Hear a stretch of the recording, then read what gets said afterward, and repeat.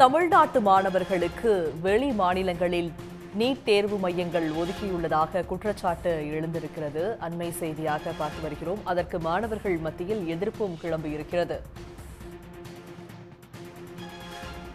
தமிழ்நாட்டிலிருந்து 20,000க்கும் மேற்பட்ட மாணவர்கள் முதுநிலை நீட் தேர்வை எழுத இருக்கிறார்கள். தமிழ்நாட்டை சேர்ந்த 25% அதிகமான மாணவர்களுக்கு ஆந்திரா, கர்நாடகா, தெலுங்கானாவில் தேர்வு மையங்கள் ஒதுக்கியுள்ளதாக தற்போது குற்றச்சாட்டு எழுந்திருக்கிறது. இதற்கு மாணவர்கள் மத்தியில் கடும் எதிர்ப்பும் எழுந்திருக்கிறது. நீட்னாவே பல வருஷமாக வருஷம் ஏதோ ஒரு பிரச்சனை நம்ம ஃபேஸ் பண்ணிட்டு தான் இருக்கோம். ஒன்று, எக்ஸாம் அனௌன்ஸ் பண்ணப்போ இது ஒரு சிக்கல் வந்துச்சு. அவங்க எக்ஸாம் அனௌன்ஸ் பண்ணி 2 பேட்சாக நாங்கள் நடத்துவோம். ஃபஸ்ட்டு காலையில் ஒரு பேட்ச், மத்தியானம் ஒரு பேட்ச் அப்படிலாம் சொல்லி அவங்க ப்ராப்ளம் பண்ணி திருப்பி கேஸ்லாம் போட்டு திருப்பி நாங்கள் அப்போ டிஎன்ஆர்டிஏ சார்பாகவும் நாங்கள் ரெக்வஸ்ட் அனுப்பினோம். நீங்கள் ஒரே எக்ஸாமாக தான் நடக்கணும், அதான் வேலிடாக இருக்கும். நீங்கள் 2 பேட்சாக நடத்தி அந்த எக்ஸாம் கொலாபரேட் பண்ணிக்கிறோம் அப்படின்னு சொன்னாங்க. ஏன்னா எக்ஸாம் சென்டர்ஸ் நாங்கள் எங்களுக்கு கம்மியாக தான் இருக்குது அப்படின்னு சொல்லி ஒரு கதை சொன்னாங்க. பட் திருப்பி அதை அவங்களே ரீவேலிடேட் பண்ணிவிட்டு நாங்கள் எக்ஸாம் சென்டர்ஸ் அதிகப்படுத்தி நாங்கள் ஒரே எக்ஸாமாக நடத்துகிறோம்னு சொல்லி அவங்க தான் அக்னாலேஜ் பண்ணாங்க.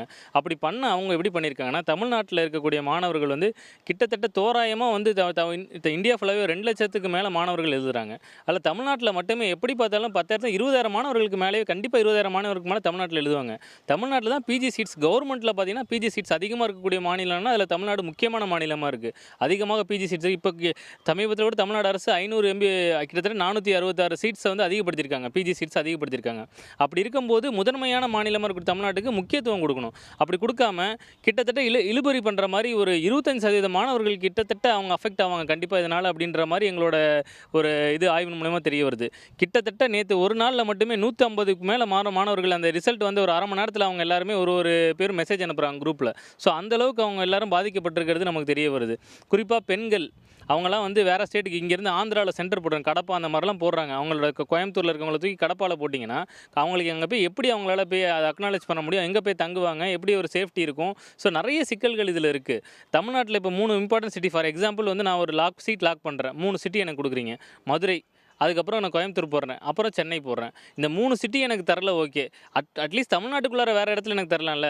அது கூட கொடுக்காம என்னை தூக்கி நீங்கள் வேறு ஸ்டேட்டில் போடுவீங்க, வேறு இடத்துல அங்கே இருக்கிற இதில் தான் போடுவீங்க அப்படின்றது மிகவும் ஒரு ஆபத்தான ஒரு சூழலை உருவாக்கிட்டு இருக்கு. தமிழ்நாட்டிலேயே எவ்வளோ ஐசோன்ஸ், அதாவது இப்போ கம்ப்யூட்டரைஸ்டு டெஸ்ட் தான் அது கம்ப்யூட்டரில் போய்ட்டு இது பண்ணுற கம்ப்யூட்டர் ஜோன்ஸ், எத்தனை ஐசோன்ஸ் கிரியேட் பண்ணி வச்சுருக்காங்க. தமிழ்நாடு எம்ஆர்பி எக்ஸாம் நடத்துகிறாங்க தமிழ்நாடு அரசு.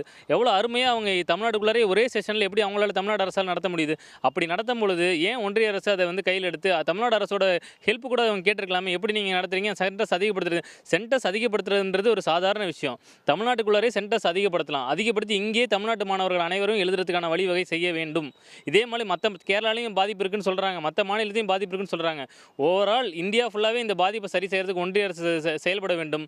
பட் தமிழ்நாட்டில் கண்டிப்பாக இது உடனடியாக சரி செய்ய வேண்டும். மாண்புமிகு தமிழக முதல்வர் அவர்களையும் தமிழக மருத்துவ துறை மினிஸ்டர், ஹெல்த் மினிஸ்டர் அவரையும் நாங்கள் வேண்டி கேட்டுக்கொள்கிறோம்.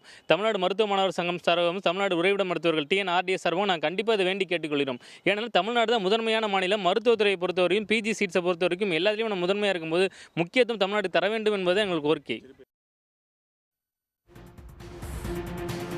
முதுநிலை மருத்துவ மாணவர்களுக்கான நீட் தேர்வு ஆகஸ்ட் 3ஆம் தேதி நடைபெறுகிறது. வெளி மாநிலங்களில் நீட் தேர்வு மையம் அமைப்பதற்கு மாணவர்கள் மத்தியில் கடும் எதிர்ப்பு எழுந்திருக்கிறது. இது பற்றிய விரிவான விவரங்களோடு இணைக்கிறார் செய்தியாளர் செல்வகுமார்.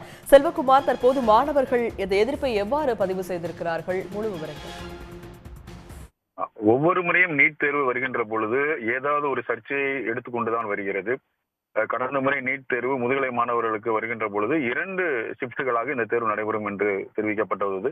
இதை எதிர்த்துதான் பல்வேறு விதமான போராட்டங்கள், அறிவிப்புகள்லாம் வந்தது. பிறகுதான் இதை மீண்டும் பழைய முறைப்படியே ஒரே தேர்வாக நடத்துவதென மத்திய அந்த தேர்வாணையம் முடிவு செய்திருந்தது. தற்பொழுது இந்த தேர்வு மையங்களில் விஷயத்திலும் மீண்டும் ஒரு சர்ச்சை கிளப்பியிருக்குது. குறிப்பாக தமிழகத்தில் இருக்கக்கூடிய சுமார் 20,000 மாணவர்களுக்கே இவர்கள் இந்த தேர்வு மையத்தை கண்டுபிடிக்க முடியவில்லை என்று கூறியிருப்பதுதான் இவர்கள் மாணவர் மத்தியில் பெரிய அதிர்ச்சியை ஏற்படுத்தி இருக்கிறது.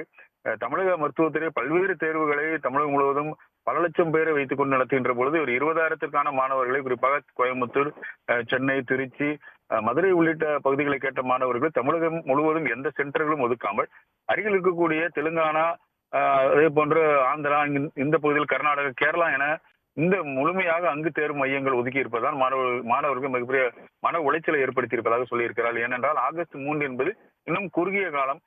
இவர்களுக்கு உடனடியாக இங்கிருந்து ரயில் சேவைகளையோ இல்ல பேருந்து சேவைகளையோ உடனடியாக அவர்கள் அதுக்கான ஏற்பாடுகள் செய்வதற்கான சிரமங்கள் ஏற்படும். அதில் தான் தங்களுடைய முழுமையான கவனத்தை செலுத்தியும் தேர்வுகள் மையங்கள் மீதும் முன்னதாக செல்ல வேண்டிய ஒரு சூழல் ஏற்படும். எனவே இது போன்ற சிரமங்களை மத்திய தேர்வு மையம் கணக்கில் எடுத்துக்கொண்டிருந்து முறையாக இந்த மாணவர்களுக்கு தேர்வு மையங்கள் ஒதுக்க வேண்டும் என்றுதான் கேட்டிருக்கிறார்கள். இதில் உடனடியாக மத்திய அரசு மாநில அரசு தலையிட வேண்டும் என்று அந்த கோரிக்கையை வைத்திருக்கிறார்.